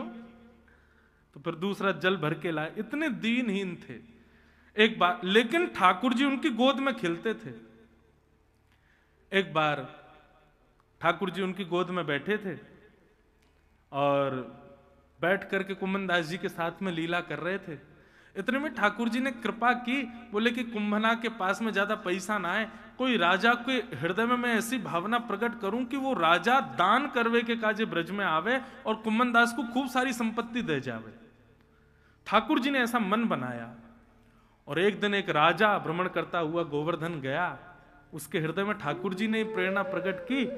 संतों को दान देता देता जैसे कुंभनदास जी की कुटिया में गया, राजा के आते ही ठाकुर जी जो गोद में बैठे थे ना, ठाकुर जी वहां से अंतर ध्यान हो गए। राजा ने आकर के प्रणाम किया, पर कुंभनदास जी दूर रहते, अरे कहां चले गए मेरे जय जय, कहां चले गए, अरे मेरो लाला कहां चलोगे? उठा उठा करके वस्त्रों को ढूंढे, मेरो लाला कहां चलोगे? सोने चांदी हीरे जवाहरात सब सामने रख दिए। बोले भगवान मैं दान करने आया हूं, ये सब ले लो। कुंभनदास जी बोले तो दान की पड़ रही है? ए मेरे हृदय को सबसे बड़ा रत्न तो मुंह को छोड़ के चलोगे, इन सबन ने लेके आयो है, जरूर इन सबन के मारे ही वो चलोगे हो, ले जा, या को मोह ना चाहिए, कोई और को दे दियो। राजा ने खूब प्रार्थना की। घर के सदस्य कहने लगे, कुंभनदास जी ले लो, हमारे घर में बहुत तंगी चलती है, अरे घर सब ठीक रहेगा, भोजन पानी बढ़िया चलेंगे, ले लो रत्नों को। कुंभनदास जी बोले, यदि ये रत्न घर आएंगे तो मैं घर छोड़ के चलो जाऊंगा, ले जाओ इनको यहां से, मुझे नहीं चाहिए। और रोने लगे, मेरे ठाकुर जी कहां चले गए? राजा जैसे ही रत्न समेट कर वापस गया, सोई ठाकुर जी फिर से उनकी गोद में आ गए और गोद में आके बोले, कुंभना तेने वाके द्वारा दी गई सब सामग्री ठुकरा क्यों दई? अरे तो पता वा राजा को मैंने ही चेतायो, वाके हृदय में मैंने ही भावना प्रकट करी कि तो को आके खूब सारो धन दे जाए, और तेने वाको ठुकरा दियो क्यों? कुंभनदास जी कितनी सुंदर बात कहते हैं, लाल जी यदि मैं वो सारे रत्न ले लेता तो आपको लगता अब कुंभनदास सुखी हो गया और आप दोबारा मंदिर में चले जाते, मेरे पास लौट के नहीं आते। मैंने रत्न नहीं लिए तो आपको चिंता हुई, तो आप लौट के दोबारा मेरी गोदी में आ गए पूछने कि तूने रत्न क्यों नहीं लिए। अगर आप प्रसन्न होकर चले जाते भगवान, तो दोबारा गोदी में आपको बैठाने का ये सुख मुझे नहीं मिलता। मेरे लिए कोई रत्न नहीं, आप सबसे बड़े रत्न हो ठाकुर जी, बस आप मेरे रहो। ऐसी स्थिति। कुंभनदास जी जब हल चलाते थे ना अपने खेत में, ठाकुर जी बीज डालते थे पीछे से, कुंभनदास जी के संग खेती करवाते। एक दिन मंदिर के घंटे घड़ियाल बजने लगे तो कुंभनदास जी जल्दी से हाथ पांव धो के मंदिर भागने लगे। ठाकुर जी बोले, अरे कुंभना कहां जा रहा है? कुंभनदास जी बोले, मंदिर जा रहा हूं दर्शन करवे। ठाकुर जी बोले, कितनो पागल है बावड़े, मैं स्वयं तेरे संग खड़ा हूं, तेरे संग खेती करवा रहा हूं, फिर भी मंदिर क्यों जा रहा है? कुंभनदास जी बोले, ठाकुर जी आप बड़े चतुर हो, आपको मैंने नहीं बुलाया कि आप खेती करने आओ, आप अपने मन से आए हो, अपने मन से आए हो, मेरे संग यहां लीला कर रहे हो, परंतु कल आपका मन नहीं हुआ तो आप नहीं आओगे, पर मंदिर में तो आप निरंतर मिलोगे, यहां आओगे नहीं आओगे ये तो आपके भाव के ऊपर है, पर मंदिर में तो आप सदा रहते हो, वहां से आप कहीं नहीं जाते, वहां आपको आचार्यों ने बैठा रखा है, इसलिए मैं आप मेरे पास आ गए इस लोभ में मंदिर दर्शन नहीं छोड़ सकता। बंधुओं, ये शुद्ध भाव, ये शुद्ध विचार, ये ठाकुर जी को ज्यादा प्रिय है। आप कितना नाम जप कर रहे हो, कितने ज्यादा भजन कर रहे हो, कितनी परिक्रमा लगा रहे हो, लेकिन मन में ऐसे विचार शुद्ध नहीं है, ठाकुर जी को प्रिय नहीं। ये शुद्धता विचारों की ठाकुर जी को ज्यादा प्रिय है, जो हमने वैष्णवों में देखे। तो वैद्यम वास्तवमत्र वस्तु शिवदम तापत्रयोन्मूलनम, संसार के कष्ट भी कष्ट से ना लगे, ठाकुर जी का भाव प्रिय लगे। ऐसे भगवान के सुंदर वांग्मय विग्रह की कथा श्रीमद् भागवते महामुनि कृते किंबा परैरीश्वर सद्यो हृदयवरुध्यते त्रिकृतिभिः शुश्रूषुभिस्तत्क्षणात्। ऐसी कथा जिसको सुनने की इच्छा मात्र से चित्त में ठाकुर जी प्रकट हो जाते हैं, उसको हम बारंबार प्रणाम करते हैं। भागवत के तृतीय श्लोक में निगम कल्पतरोर्गलितम फलम सुखमुखादमृतद्रव संयुतम पिबत भागवतम रसमालयम मुहुर्हो रसिका भुवि भावुका। निगम कल्प तरोर गलितम फलम, वेद रूपी कल्प वृक्ष का पका हुआ फल श्रीमद् भागवत। बंधुओं, वेदों का सार है श्रीमद् भागवत। यदि आपने श्रीमद् भागवत को जीवन में हृदयस्थ कर लिया है तो इसका मतलब संपूर्ण वेदों का सार आपको प्राप्त हो गया। सुख मुखाद अमृत द्रव संयुतम। अब ये तीसरा श्लोक जो है ना, अभी तक श्रोताओं के लिए थी बातें, अब ये तीसरा श्लोक वक्ता के लिए है। वक्ता को कैसा होना चाहिए? बोले सुख के जैसा, यानी कि तोते के तरह होना चाहिए। तोता क्या करता है? बोले फल में और मिठास कर देता है। श्रीमद् भागवत रूपी फल मीठा है, पर वक्ता को चाहिए और मीठा करके श्रोताओं को परोस दे, सुख की तरह। तीसरी बात, पिबत भागवतम रसमालयम मुहुर्हो रसिका भुवि भावुका। बहुत बड़ी बात, श्रीमद् भागवत श्रवण का विषय नहीं है, श्रीमद् भागवत सुनने का विषय नहीं है, श्रीमद् भागवत पीने का विषय। पियो। आप कहोगे महाराज जी कछु भी बोल रहे हो, हैं मंच मिल गो तो बस जो मन में आ रही है बोल रहे हो, कथा सुनी जाती है, आप कह रहे हो पियो। अब ये पिए कैसे? हमसे नहीं, ठाकुर जी से पूछो। क्यों? जब सुनने के लिए कानों में यंत्र है तो ये बाहर दोने क्यों बनाए ठाकुर? ये दोना जैसे क्यों बना दिए? इनका क्या अभिप्राय? हमारे तन में हर अंग का एक ना एक अभिप्राय, पर इसका कोई अभिप्राय बताओ मुझे, इसका क्या अभिप्राय? इसका केवल दो अभिप्राय हैं, और वो दोनों अभिप्राय भी कोई सार्थक नहीं है, बस जबरदस्ती के हैं। पहला तो कुंडल पहन लो, और दूसरा चश्मा लग गया तो चश्मा टांग लो। तीसरा इसका कोई अभिप्राय नहीं। यदि ठाकुर जी ने ये नहीं बनाए होते तो जब हमारी आंख कमजोर हो जाती है तो चश्मा हमको यहाँ पे कील गड़वानी पड़ती है, उसमें चश्मा या फिर यूं ऐसे करके वो धागा सा कुछ होता है वो पीछे बांधना पड़ता, जे है तो चश्मा टंग जाता है। बाकी इनका कोई अभिप्राय है? श्रीमद् भागवत में इनका अभिप्राय बताया गया। क्या अभिप्राय है? बोले इनको क्या बोलते हैं? बोले श्रवण पुट। पुट मतलब होता है दोना। ये दोने की आकृति ठाकुर जी ने क्यों बनाई है? बोले भाई दोने में रसायन भर के पिया जाता है, खीर लेके खाई जाती है, कढ़ी रखी जाती है, कुछ ना कुछ पानी की वस्तु को दोने में रखा जाता है। अब इसमें आप घी आदि सब कुछ डालोगे तो ये बर्बाद हो जाएगा। तो फिर इस दोने का क्या काम है? बोले ये श्रवणपुट भगवान ने दिए, इसमें भैया श्रीमद् भागवत रूपी रस भर भर के पियो, इसलिए ये हमको प्राप्त हुए। इनका यही प्रयोजन है और कोई इनका कोई प्रयोजन नहीं है। श्रवण पुटेषु संवृतम, ये श्रवण पुट कथा सुननी नहीं है, सुनना है संसार की बातें सुनो, सुनना है व्यक्ति जो बाहर बोलते हैं वो सुनो। कथा तो पीने का विषय। पीने का मतलब क्या है? पीने का मतलब है पी हुई वस्तु तुरंत असर करती है। विष पी लो तुरंत असर होगा, मर जाओगे। मदिरा पी लो तुरंत असर होगा, नशा हो जाएगा। औषधि पी लो तुरंत असर होगा, रोग ठीक हो जाएगा। छाछ पी लो, दूध पी लो, कुछ भी पीने वाली वस्तु होती है वो तुरंत आपके शरीर को लगती है, असर दिखाती है। ठीक उसीलिए यहां पिबत शब्द का प्रयोग किया गया कि कथा तुरंत आपके शरीर को लगे और आपके जीवन पर असर डालने लगे तो समझो आपने कथा सुनी नहीं, पी है।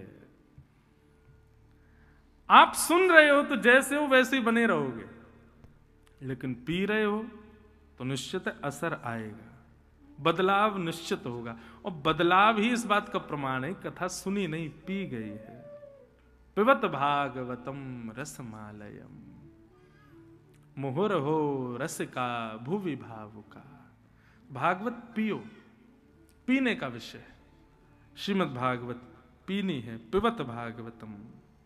तो इस प्रकार ये 3 मंगलाचरण किए गए। इन 3 मंगलाचरणों के बाद 6 प्रश्न सौनकादि ऋषियों ने किए और इन 6 प्रश्नों के उत्तर में अब सूत जी यहां से प्रवचन करना प्रारंभ करते हैं और उससे पूर्व अपने गुरु को वंदन करते हैं, अपने गुरु को प्रणाम करते हैं। हम सब भी प्रणाम करें। हमारे गुरु कौन हैं? जो भी गुरु हैं उनका स्मरण करो, नहीं तो श्री वृंदावन बिहारी लाल ये सबके गुरु हैं, इनको प्रणाम करो, वंदन करो।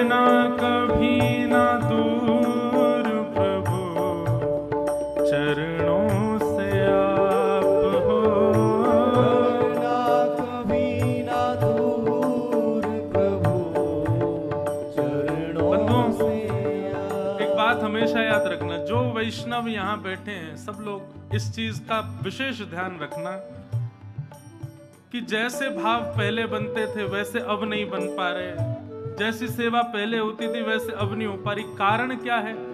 कारण यदि बहुत यश मिल जाना, बहुत सम्मान हो जाना, मन में जो भावना हो वो तुरंत पूरी हो जाना, जैसी इच्छा हो वो सारी क्रियाएं हो जाना, यदि ऐसा हो रहा है और उस वजह से भजन छूट रहा है तो निश्चित ठाकुर जी आपको दूर कर रहे हैं अपने आप से। बहुत यश मिलना, सम्मान मिलना, मन की इच्छा तुरंत पूरी हो जाना, जो मन में भाव आए वो तुरंत पूर्ण होना और इन सब की वजह से भगवत भजन ना बन पाना, ये ठाकुर जी के द्वारा आपको दूर करना है। इसमें ज्यादा खुश मत होइएगा, ये चिंता का विषय है। ठाकुर जी जिससे दूरी बनाते हैं उसको बहुत यश, सम्मान, वैभव, इच्छाएं, उसकी जो मन की इच्छा होती है, अभिलाष हो, सब पूरी करने लग जाते हैं ठाकुर जी। इनके अतिरिक्त किसी कारण से यदि भजन में विक्षेप आ रहा है तो उस कारण को सुधारो, लेकिन यदि ये सब कारण हैं तो निश्चित है ठाकुर जी दूर कर रहे हैं, उससे बचिए। तुरंत ठाकुर जी बहुत दूर हो जाएं उससे पहले संभल जाइए। इसलिए नाथ से प्रार्थना करो, करना कभी ना दूर प्रभु, चरणों से आप हो। करना कभी ना दूर प्रभु, चरणों से आप। करना कभी ना दूर प्रभु, चरणों से आप हो। करना कभी ना दूर प्रभु, चरणों से आप। हे चरणों के ही सहारे, चरणों के ही सहारे, चरणों के ही सहारे, चरणों के ही सहारे। अब पार हो गया, चरणों के ही सहारे, अब पार हो गया। तो तेरी शरण में आके मैं धन्य हो गया। तेरी शरण में आके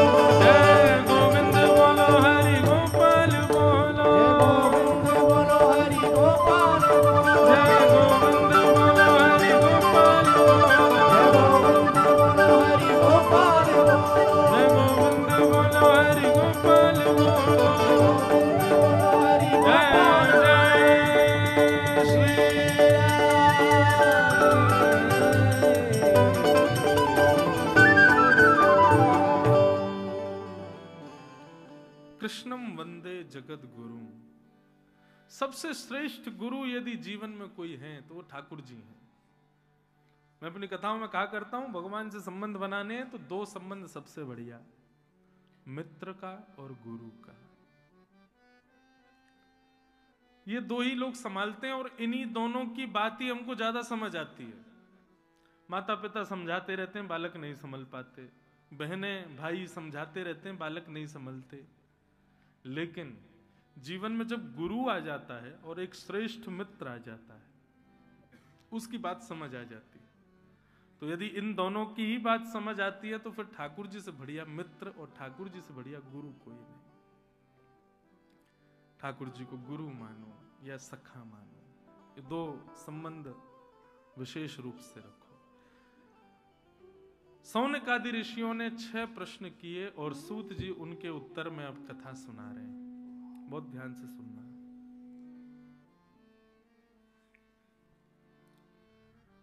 पुरिया धनाश्रय,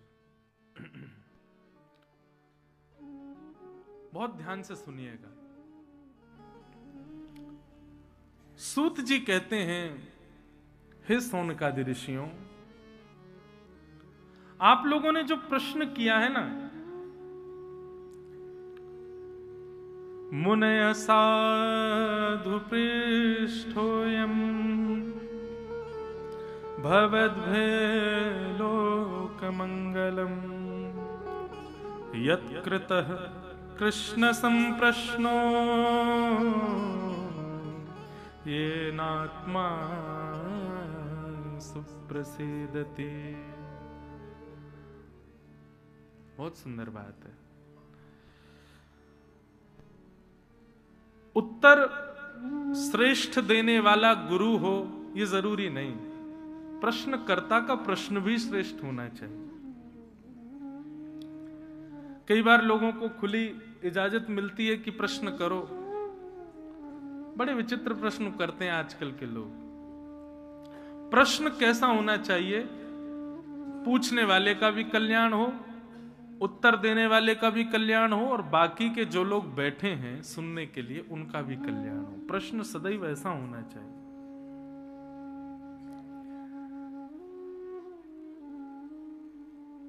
ओरछा के राजा और उन राजा के गुरु श्री हरिराम व्यास, जब वे ओरछा छोड़कर के वृंदावन आए तो श्री राधा वल्लभ लाल जी के मंदिर में पधारे। बहुत ध्यान से सुनिएगा। राधा वल्लभ लाल जी के मंदिर में श्री हरिराम व्यास जी आए और उन्होंने आकर के सेवकों से प्रार्थना की कि हमको हितरवंश महाप्रभु से मिलना है। अपने कुछ जिज्ञासाएं, कुछ प्रश्न मेरे मन में है, वो मुझे उनका उत्तर चाहिए। सेवकों ने कहा, भैया वो भी व्यस्त हैं, ठाकुर जी की सेवा में लगे हैं, अभी आपका मिलना संभव नहीं हो पाएगा। हरिराम व्यास जी तो जिद कर लिए, नहीं मुझे तो अभी मिलना है। सेवकों ने जाकर के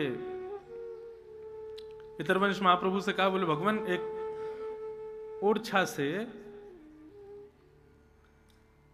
हरिराम व्यास जी आए हैं और वो बहुत जिद कर रहे हैं आपसे मिलने की। हमने कहा कि महाराज जी अभी सेवा में हैं ठाकुर जी की, थोड़ी देर रुक जाओ, लेकिन मान नहीं रहे हैं। बोले मिलना है, मिलना है, अभी मिलना है।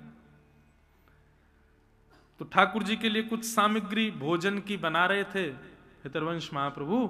इतने में ही उन्होंने कहा कि ठीक है, लाओ बुलाओ उनको यहीं पे, हम सामग्री सिद्ध करते करते उनसे बात करेंगे। हरिराम व्यास जी जैसे ही पहुंचे, प्रणाम किया, बोले भगवान मेरे मन की कुछ जिज्ञासाएं हैं, जिन जिज्ञासाओं के लिए मैं ओरछा से वृंदावन आया हूं, मैं आपसे पूछना चाहता हूं।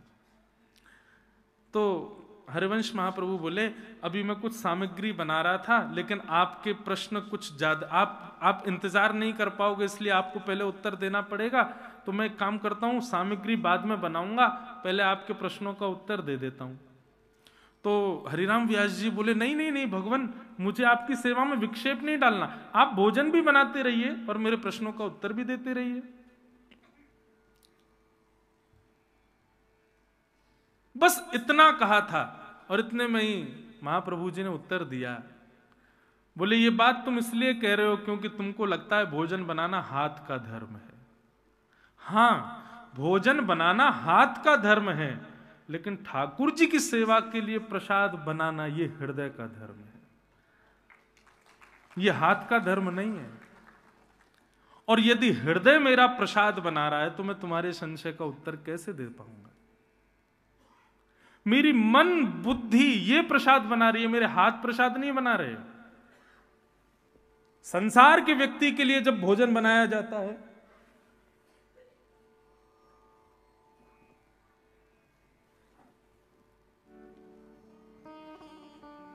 नहीं बस इतना ध्यान रखना हम लुढ़क नहीं जाएं पीछे। ये सब व्यवस्थाएं नहीं भैया, इसलिए कि कथा में विक्षेप ना हो। तो क्या बता रहा था मैं, कितना सुंदर भाव। कथा सुनाना मुंह का धर्म नहीं है ना, हृदय का। हृदय पीछे चला गया था अभी मेरा।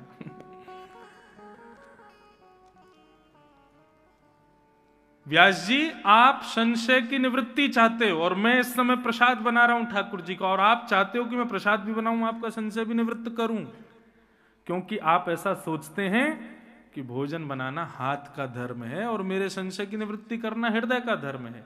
पर नहीं, भोजन व्यक्ति विशेष के लिए है तो हाथ से बनेगा, लेकिन ठाकुर जी के लिए प्रसाद बनना है तो हृदय से ही बनेगा। तो एक समय पर दो काम हृदय नहीं कर पाएगा, इसलिए मैं पहले प्रसाद उतार दूं, फिर आपके संशय का। महाराज जैसी ये बात कही महाप्रभु जी ने, हरिराम व्यास जी तो नतमस्तक हो गए, बोले मेरे सारे प्रश्नों के उत्तर मिल गए भगवान, अब कुछ नहीं पूछना मुझे। मैं समझ गया। मैं आज तक हृदय को और शारीरिक क्रियाओं को अलग अलग मानता था, लेकिन आपने मेरे संशय की निवृत्ति कर दी कि भगवत भाव में शरीर सेवा नहीं करता, हृदय ही सेवा करता है। शरीर माध्यम बनता है, पैर माध्यम बनते हैं, वाणी माध्यम बनती है, नेत्र माध्यम बनते हैं, कान माध्यम बनते हैं, पर प्रधानता हृदय की होनी आवश्यक है। कथा सुनने के लिए कान होने जरूरी हैं, पर कानों से ज्यादा हृदय का होना जरूरी है। दर्शन के लिए नेत्र आवश्यक है, लेकिन नेत्रों से ज्यादा हृदय का होना आवश्यक है। परिक्रमा के लिए पैर हो, हिष्टपुष्ट शरीर हो, नहीं, हृदय का होना। एक हमारे गोवर्धन की घटना, एक बहुत बड़ा बॉडी बिल्डर, और महाराज वो चैलेंज करने लगा, मैं ऐसे रहता हूं, मेरी डाइट ऐसी है, मैं कम से कम 5 दिन के अंदर डंडौती लगा दूंगा गिरिराज जी की। अहंकार हो गया उसको अपने शरीर पर। जो कम से कम 500 पुशअप तो करता था। पुशअप समझते हैं, ऐसे करते हैं, क्या बोलते हैं उसको? पुशअप ही बोलते हैं, हिंदी में क्या बोलते हैं? दंड बैठक तो यार बैठ के होती है। अच्छा, जो भी बोलते हो, हमारा क्या मतलब उससे, हम तो खाए पीए वाले लोग हैं। तो जो 500 बार ऐसे ऐसे करता था, वो 5 बार भी आगे नहीं बढ़ पाया, और 5 बार में ऐसा पस्त हुआ कि हाथ जोड़ लिए, बोले मुझसे परिक्रमा नहीं लगेगी। क्यों? क्योंकि परिक्रमा शरीर का धर्म नहीं है। आप गिरिराज जी परिक्रमा में पस्त हो जाते हैं, जो भी लोग थक जाते हैं वो इसलिए थक जाते हैं क्योंकि शरीर से परिक्रमा दे रहे हैं। आप हृदय से देके देखो, ये विचार करो कि जिस पथ पर हम चल रहे हैं, यहां श्यामा श्याम लीला करते हैं। ये कोई पर्वत नहीं है, साक्षात किशोरी जी का हृदय है। इस भावना से आप गिरिराज जी जाओ और बस यही प्रतीक्षा करो कि अब शायद ठाकुर जी की कोई लीला दिखे, अब शायद ठाकुर जी का दर्शन हो, पूरी परिक्रमा हो जाएगी, दूसरी शुरू हो जाएगी, आपकी थकान का पता नहीं चलेगा। क्यों? वो शरीर का कर्म नहीं है, वो हृदय का कर्म है, हृदय का धर्म है। हरिराम व्यास जी तो महाराज नतमस्तक हो गए, बोले भगवान आपने मेरे संशय का समाधान कर दिया, अब मुझे, मेरे मन में अब कोई प्रश्न है ही नहीं। हरिराम व्यास जी जब ओरछा से आए थे तो बताते हैं 5 बैलगाड़ियों में पोथियां भर के लाए थे, इतना पढ़ते थे वो, और सारी पोथियां जमुना जी में बहा दी उन्होंने। केवल एक समाधान से ऐसी निवृत्ति हुई हरिराम व्यास जी को, सब छोड़ दिया, ब्रज में बस गए, और फिर जीवन में कभी कोई प्रश्न ही नहीं किया गुरुदेव से। प्रश्न हृदय में उठना भी एक प्रकार से हमारी भक्ति अभी सूक्ष्म है, इस बात का प्रमाण है। अच्छा, एक और बात कहें, प्रश्न उठना भी गलत बात नहीं है, प्रश्न उठना ही चाहिए, जिज्ञासा होनी चाहिए, पर जिज्ञासा पूछने तक की स्थिति आ जाए तो समझो अभी हम में कमी है। जिज्ञासा तो भैया गुरुदेव का दर्शन करने मात्र से समाधान हो जाता है। मैंने कितनी बार कितनी लोगों को, मैं अपनी बात बता रहा हूं, मैं जब मेरे गुरुदेव पढ़ाने आते हैं या पूज्य पिताजी घर पर आते हैं या हमारे घर में कितने संत आते हैं, मैं सोचता हूं कि आज हमारे यहाँ वो आ रहे हैं, मैं उनसे ये पूछूंगा। और विश्वास मानिए, जैसे ही उनका दर्शन होता है लगता है कि अब इनसे पूछूं क्यों, मेरे तो समाधान मिल गया, मुझको मेरे प्रश्न का तो समाधान हो गया, इनके दर्शन मात्र से समाधान है।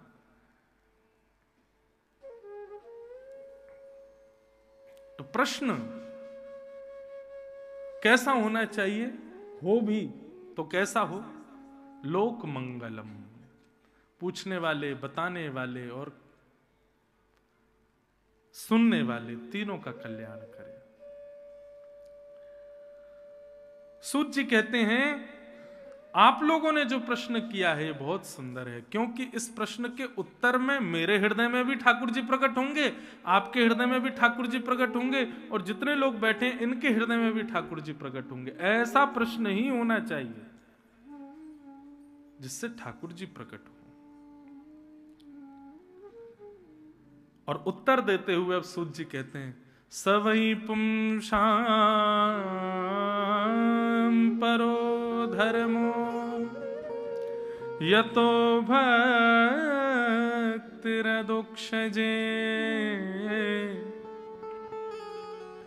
अहैतुक्य प्रतिहता ययात्मा संप्रसीदति। अब यहां परम धर्म का विषय, जो हम परम धर्म अभी सुन रहे थे, किसको कहते हैं, तो यहां सूत जी परम धर्म की व्याख्या कर रहे हैं। हर प्राणी का परम धर्म क्या है? धर्म तो वो जानता है, मुझे स्कूल में पढ़ना है, स्कूल के बाद यूनिवर्सिटी में डिग्री लेनी है, फिर जॉब करनी है, बिजनेस करना है, ब्याह करना है, संतान उत्पन्न करके वंश आगे बढ़ाना है, उनका कल्याण करना है, सब जानते हैं। अरे ये जानवर भी जानते हैं कि उनको भी वंश चलाना है आगे। ये ज्ञान लेना कोई बहुत बड़ी बात नहीं कि जीवन कैसे जिया जाए ये बताओ, ये सब जानते हैं भैया, जीवन सब जीते हैं। और सबसे बड़ा हमारा जीवन ही हमारा गुरु है, वो हर पथ पर हमको कुछ ना कुछ सिखाता रहता है। जीवन जीने के लिए मोटिवेशन मत लिया कीजिए। आजकल लोग मोटिवेशनल स्पीचेस इसलिए सुनते हैं कि हम जीवन कैसे जिए ये पता चले। अरे आपका जीवन ही आपको सिखाएगा, आगे बढ़ो तो सही। सीखना है तो ये सीखो कि भगवत प्राप्ति कैसे हो, वो हमें नहीं पता है, वो जानना जरूरी है। और यहां पर सूत जी कहते हैं, सवै पुंसां परो धर्मो यतो भक्तिर अदोक्षजे, अदोक्षज भगवान की भक्ति करना यही हमारा परम धर्म है। पर कैसी भक्ति? अहैतुक्य प्रतिहता ययात्मा संप्रसीदति। अहैतुकी भक्ति। कैसी भक्ति? अहैतुकी। अहैतुकी भक्ति का मतलब क्या होता है? भक्ति तो सब जानते हैं, अहैतुकी भक्ति क्या होती है? अहैतुकी भक्ति मतलब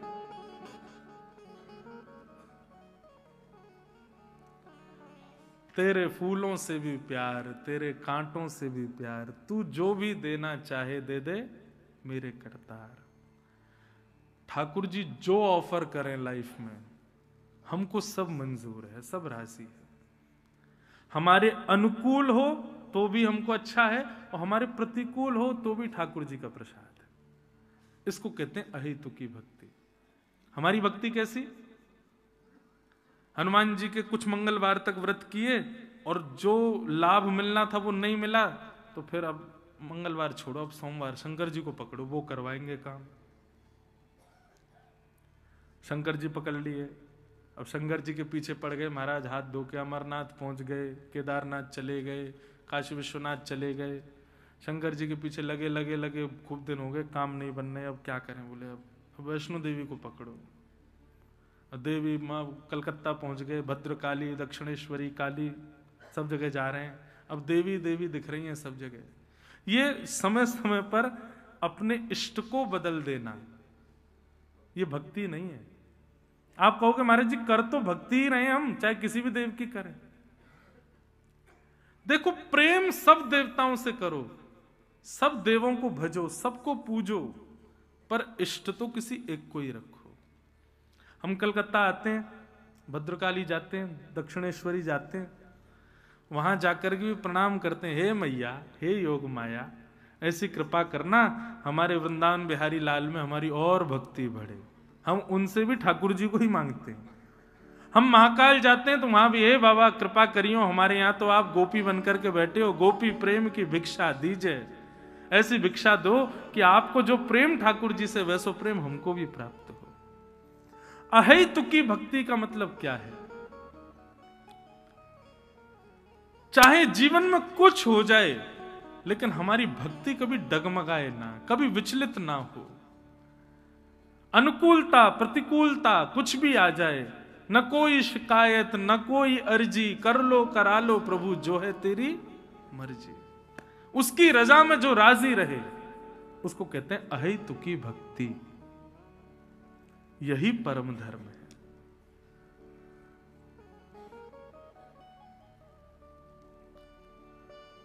एक व्यक्ति बोला मैं कभी वृंदावन नहीं आऊंगा। मैंने क्यों? मैं दर्शन करने गया था तो वहां एक ने मुझे कोहनी मार दी थी, और तब से जो है मुझको बड़ा बुरा लगता है। वहां के ब्रजवासी जो है बड़े अल्लड़पने से बोलते हैं, उन्होंने मुझे धक्का दे दिया था और ऐसे ऐसे बोला था और ये कर दिया था। आपके मन में ये भाव आ गया कि मैं वृंदावन नहीं जाऊंगा, तो ये आपका भाव नहीं है, श्री जी ने ही द्वार बंद कर दिए कि आज के बाद तू वृंदावन ही नहीं आएगा, हमें तो बुलानो ही ना है। किसी भी प्रतिकूलता से आप ठाकुर जी को नहीं छोड़ रहे हो। प्रतिकूलता से यदि भाव आ रहा है कि मैं इनको छोड़ दूं, मैं अब कथा नहीं सुनूंगा, मैं अब ये नहीं करूंगा, तो ये मत सोचो आप छोड़ रहे हो, ठाकुर जी ने आपको छोड़ दिया है। जीवन में कैसी भी स्थिति आ जाए बंधु, अरे परीक्षा का प्रश्न पत्र आपके मन का नहीं होता है, और आपके मन का प्रश्न पत्र है तो फिर कोई भी पास हो जाएगा। टीचर ऐसा प्रश्न पत्र बना के देता है कि बालक उसमें उलझ जाए, तभी तो पढ़ेगा, तभी तो निकालेगा, तभी तो श्रेष्ठ बनेगा। अब बालक सोचे कि जैसा मैं चाहूं वैसा प्रश्न पत्र आ जाए, तो फिर ऐसे कैसे काम चलेगा? ये जीवन भी एक प्रश्न पत्र है बंधुओं, और इसको बनाते ठाकुर जी हैं, और वो आपके मन के हिसाब से नहीं बनाएंगे। आपको सामग्री सारी देख रखी है, आपको गुरुजन दे रखे हैं, माता पिता दे रखे हैं, भागवत जी रामायण सब दे रखी हैं। अब बढ़िया इनसे निपुण हो, प्रश्न पत्र मैं बनाऊंगा, पार करो। लोग बाग यही होता है, जब स्कूल में कॉलेज में बच्चे जब फेल हो जाते हैं तो क्या आरोप लगाते हैं? हमारे टीचर ने क्वेश्चन पेपर बड़ा कठिन बनाया था इसीलिए हम फेल हो गए। अरे तो तुम्हारे मन का बनाएगा क्या? अरे मेरे बच्चों को ये आता है तो ऐसे ऐसे प्रश्न पूछूंगा, नहीं, वो वही पूछेगा कि जहां तुम फंसो, जहां तुम अटको। ऐसे हमारे ठाकुर जी हैं, वो ऐसा ही जीवन आपका डिजाइन करेंगे कि तुम अटको, तुम फंसो, तुम लुढ़को, ताकि संभल करके फिर आगे बढ़ो।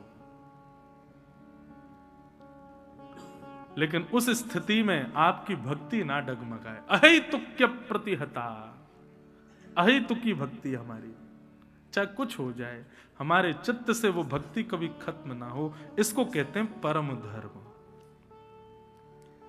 दूसरी बात क्या कहते हैं कि धर्म स्वनिष्ठिता पुंसाम विश्वक्सेन कथा सुय नोत्पादे दधिरतिम श्रम वही केवल। बहुत सुंदर बात। आपने जितने भी सत्कर्म अपने जीवन में किए हैं, जितनी भी तीर्थ यात्राएं करी हैं, जितने भी नदियों में स्नान किए, जितने भी पुण्य किए, इन सबका पुण्य आपको मिल चुका है। इसका प्रमाण क्या है? आप कितनी बार बद्रीनाथ हुआ है? बोले महाराज 10 बार हुआ है। आप इतनी बार गंगा जी हुआ है, इतनी बार वृंदावन हुआ है, इतने ब्राह्मणों को आपने दक्षिणा दे दी, इतने संतों का आपने सम्मान कर दिया, इतने गरीब कन्याओं का ब्याह कर दिया, इतने गरीब बालकों को विद्यालय भेज दिया।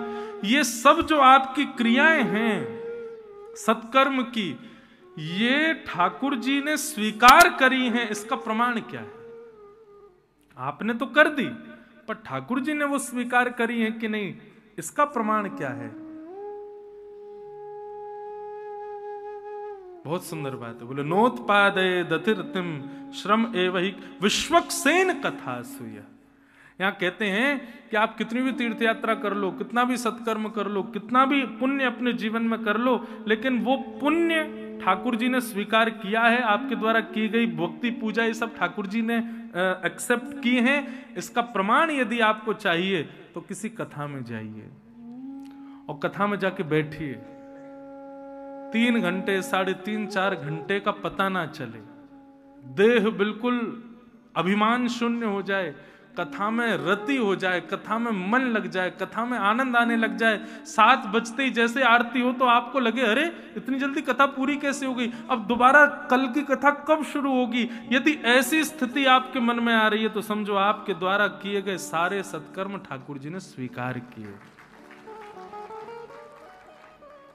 और कथा में बैठे हैं, तीर्थ तो खूब जाते हैं, पुण्य तो खूब करते हैं, ब्राह्मणों की सेवा, संतों की सेवा, जे कर वो कर सब करते हैं, लेकिन कथा में बैठे बैठे लग रहा है अभी तो यार 6:30 आधे घंटे हो रहे, अभी तो और सुननी पड़ेगी।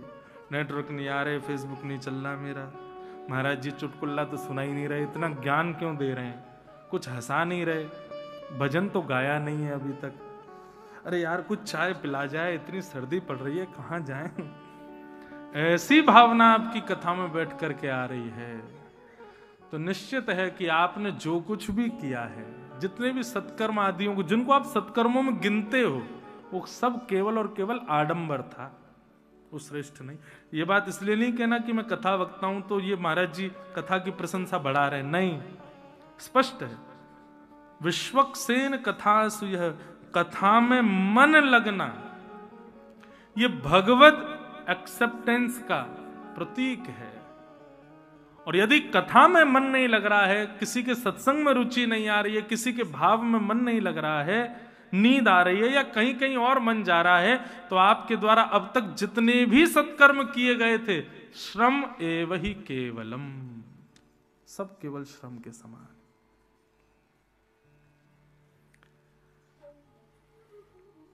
सब केवल श्रम है कि धर्मस्य अपवर्गस्य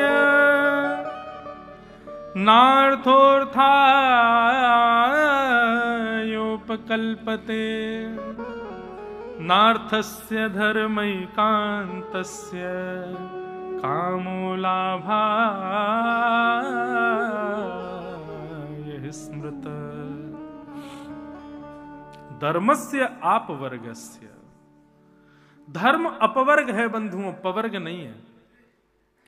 अधिकतर लोग धर्म की क्रियाएं 5 स्थिति में करते हैं, लेकिन इन 5 स्थितियों के अलावा जब आप धर्म का आश्रय लेते हो तब आप असली धार्मिक माने जाते हो। कौन कौन सी 5 स्थिति? तो यहां लिखा है धर्मस्य आपवर्गस्य।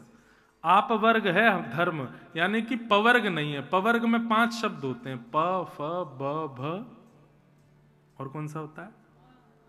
कौन सा? मां। वाह, हिंदी जानते हो। पवर्ग प फ ब भ म। तो प से बनता है पाप और पुण्य, प और फिर फ से बनता है फल, प फ फिर आया ब यानी कि बंधन, फिर आया भ यानी कि भय, और फिर आया म यानी कि मृत्यु। मतलब पहला पाप और पुण्य की, पाप हो गया, अब पाप की प्रायश्चित के लिए आप अगर हनुमान जी के पास जा रहे हो तो आप धार्मिक नहीं माने जाओगे। किसी पुण्य की प्राप्ति के लिए तीर्थों में जा रहे हो तो आप धार्मिक नहीं माने जाओगे। पाप और पुण्य से रहित होकर के आप ठाकुर जी का दर्शन कर रहे हो तो आप धार्मिक हो।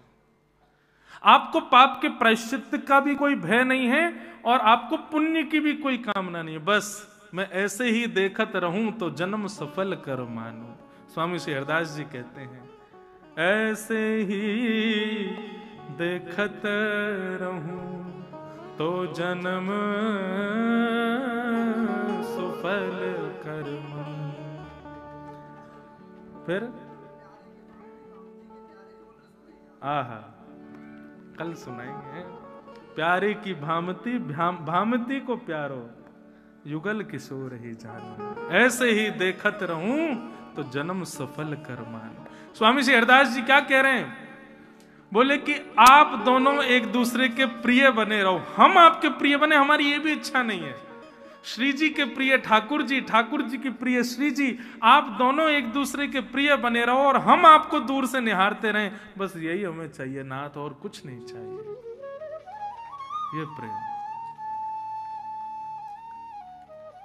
हमारा क्या है? बिहारी जी के भी मंदिर में जा रहे हैं तो बिहारी जी को देखने कम खुद को दिखाने ज्यादा जाते। तू हट पीछे, नेक मुंह देख ले। बिहारी जी हाथ तो नेक, मेरा हाथ तो ऊपर है, जान दो, मुझे ऊपर उठा लो, कोई गोद में चढ़ा लो। नहीं, हम वृंदावन आ गए, यही बहुत है। अब ठाकुर जी के दर्शन ना भी हो पाए तो कोई दिक्कत नहीं। ऐसे ही देखत रहूं तो जन्म सुफल कर मानूं। अरे होली के समय तो महाराज बिहारी जी के आगे एक झीनी चादर बांधनी पड़ती है। क्यों? लोग बाग फूल माला दूर से फेंक देते हैं ठाकुर जी के ऊपर। क्यों? जब तक माला हमारी चरणन में नहीं पहुंचेगी तब तक हमारी अटेंडेंस ही नहीं लगेगी, यहाँ पर हमारा पुण्य ही नहीं होगा। उनको मंदिर में हम आ गए ठाकुर जी, इससे फर्क नहीं है, मेरा प्रसाद ऊपर पहुंच जाए, मेरी माला पहुंच जाए। और तो क्या बताएं, कई बार तो लोग सिक्के के भी फेंक देते हैं, ठाकुर जी में जाके लग जाए, वैसे कोई दिक्कत नहीं। मैं काशी विश्वनाथ गया दर्शन करने, कथा थी बनारस में, मंगला के दर्शन किए। भैया मंगला होती है 2:30 बजे, 2:30-3 बजे सुबह। विश्वनाथ भगवान की ऐसी अद्भुत मंगला का दर्शन किया, आगे बैठ करके दर्शन हो गया। अब दर्शन के बाद सामान्य दर्शनार्थियों के लिए द्वार खुलता है और लंबी लाइन लगी थी महाराज। तो लाइन इतनी लंबी थी कि गेट खुलते ही इतने लोग घुस गए कि मैं पीछे रह गया। मैंने कोई नहीं, पीछे से हम कर लेंगे। अब मुझसे पहले 10-15-20 लोग भीतर चले गए। जैसे ही मैं भीतर गया महाराज, तो शंकर जी तो दिखे नहीं, डिस्पोजल गिलास भरे पड़े थे। और शंकर जी जहां बैठे थे वहां ग्लास ही ग्लास थे। शंकर जी तो ऐसे हटा के देखने पड़े, वो बैठे शंकर जी। ये क्यों है पता है? लोगों को होड़ शंकर जी के दर्शन की नहीं है, लोगों को होड़ है कि हमें पुण्य मिले। और पुण्य कब मिलेगा? जब हमारे हाथ का दूध पड़ेगा इनके सिर पे, तब हमको पुण्य मिलेगा। ये धार्मिक स्थिति नहीं है बंधु। पुण्य पाप से रहित पहला पाप और पुण्य की कामना से किया गया भजन, पाप के प्रायश्चित के लिए और पुण्य की कामना के लिए, यह धार्मिक नहीं माना जाता वो व्यक्ति। फिर आया फल की प्राप्ति के लिए किया गया भजन, वो श्रेष्ठ नहीं माना जाता। हमको इसका फल क्या मिलेगा? फल नहीं। और फिर आया यानी कि बंधन मुक्त, बंधन युक्त होने के लिए किया गया भजन। मैं इससे प्रेम करता हूं, ब्याह करना चाहता हूं, पंडित जी मंत्र बोल दो, पंडित जी प्रणाम कर रहे हैं, हमारा बढ़िया से ब्याह कराना। ये कोई धर्म है? धार्मिक थोड़ी है ये स्थिति। बंधन युक्त, बंधन मुक्त होने के लिए किया गया भजन, और ये शादी में किए गए फेरे वेरे, ये सब भी कोई धार्मिक स्थिति थोड़ी है। और फिर आया यानी कि भय से की गई भक्ति, किसी भय के कारण किया गया भजन, वह भी श्रेष्ठ नहीं। आप भयभीत हो इसलिए ये सब करा रहे हो, तो आप धार्मिक नहीं हो। तो भ और 5वां मृत्यु अब समीप आ रही है, तो चलो अब भजन कर लेते हैं। मतलब बुढ़ापा, सारी जीवन तो निकाल दिया सारे ऐशो आरामों में, अब ऐश आराम करने वाला शरीर बचा नहीं, नाचा जाता नहीं है, कुछ खाया जाता नहीं, दांत वांत सब टूट टाट गए, देख पाते नहीं है। नंबर लगाए महाराज, उठाने के लिए भी 2 लोग चाहिए। तो अब क्या सोच रहे हैं, बोले अब तो मंदिर वंदिर में पड़े रहे, वहीं भजन वजन करें। मृत्यु समीप आ रही है, पूरा जीवन निकल गया, अब आप भक्ति शुरू कर रहे हो तो आप धार्मिक नहीं हो। प फ ब भ म, इन 5 स्थानों से रहित होकर के व्यक्ति जब धर्म करता है, जब भजन करता है, जब नाम जप करता है, जब कथा सुनता है, तो वो धार्मिक माना जाता है। पाप रहित, फल रहित, भय रहित, मुक्ति रहित और मृत्यु के भय से ना होकर के। सबसे बढ़िया, यहां कोई वृद्ध लोग जो बैठे हैं वो बुरा नहीं मान जाना, महाराज जी ऐसे क्यों कह रहे हैं कि भैया बुढ़ापे में भक्ति, ठाकुर बुढ़ापे में भक्ति करना आपके लिए, उससे ठाकुर जी परेशान। ठाकुर जी को वो बुरे लगते हैं जब शरीर बलवान था, जब शरीर सब कुछ करने में सक्षम था, तब इन्होंने भजन नहीं किया। जब जीव में सारे स्वाद आते थे, दांत हर वस्तु को खा जाते थे, तब तो इन्होंने दुनिया भर की चीजें खाई। और अब जब सबसे शिथिल हो गए, आंख से बहेगा, आंख पे पड़ेगा जाला, नाक से बहेगा नाला, लाठी से पड़ेगा पाला, अब जाकर के कह रहे हो वृंदावन ले चलो, अब जाके कह रहे हो कथा करवा लो, अब जाके कह रहे हो कि वहां ले चलो। नहीं, तो आप धार्मिक नहीं हो। सर्व योग्य जब थे तब मेरा भजन करते। इसीलिए श्रीमद् भागवत में प्रहलाद जी महाराज कहते हैं, भक्ति करने की सबसे अच्छी आयु कौन सी है, सबसे अच्छी अवस्था कौन सी है? तब प्रहलाद जी कहते हैं, कौमाराचरे प्राज्ञो धर्मान भागवतान इह। वैसे तो बोलते हैं कि जन्म से ही बालक में ऐसे लक्षण लाओ कि वो भजन करे, लेकिन फिर भी अगर समय निकल गया, बाल अवस्था निकल गई, तो कम से कम कुमार अवस्था यानी कि प्राप्ते तो 16 वर्ष, 15-16 वर्ष की आयु में बालक से अब उसको भजन करना चाहिए, अब उसको ठाकुर जी की भक्ति। लेकिन आजकल 15-16 भी बहुत ज्यादा है भैया। हम लोग, आप लोग जो यहां बैठे हो बड़े बड़े थोड़े, 15-16 आयु में हम लोगों को कुछ पता ही नहीं था।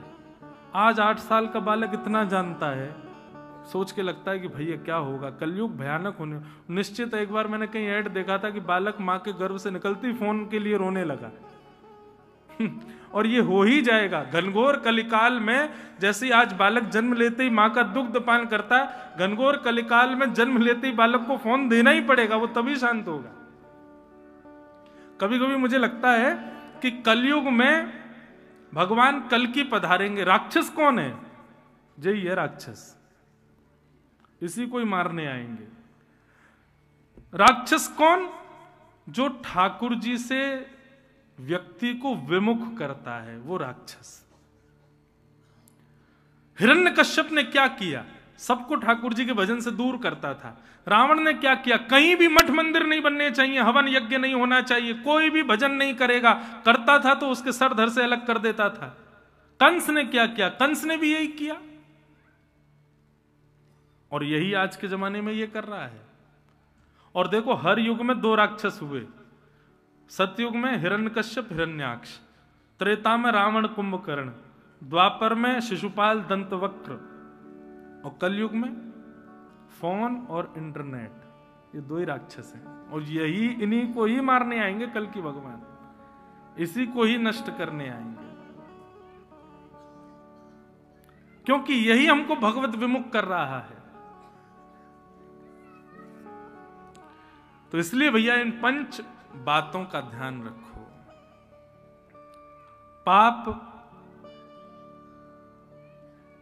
फल, बंधन, भय और मृत्यु, इन 5 से रहित होकर के जो भजन करता है, ठाकुर जी कहते हैं वो वैष्णव है, वो वैष्णव है।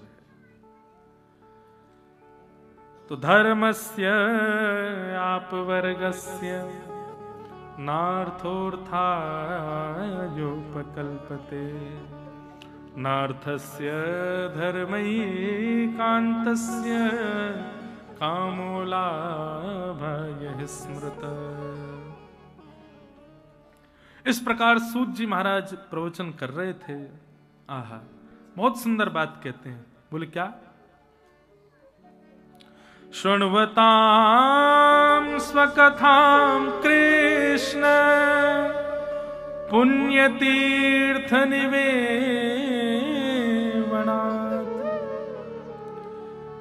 कितनी सुंदर बात। सूत जी कह रहे हैं, बोले भैया कथा सुनना केवल एक किसी व्यक्ति का प्रवचन सुनने के समान नहीं है।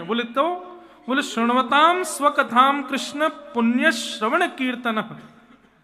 किसी कथा को सुनना एक प्रकार से संपूर्ण तीर्थों के भ्रमण के समान माना जाता है। एक भगवत कथा का श्रवण संपूर्ण देव नदियों में स्नान के समान माना जाता है। एक कथा का श्रवण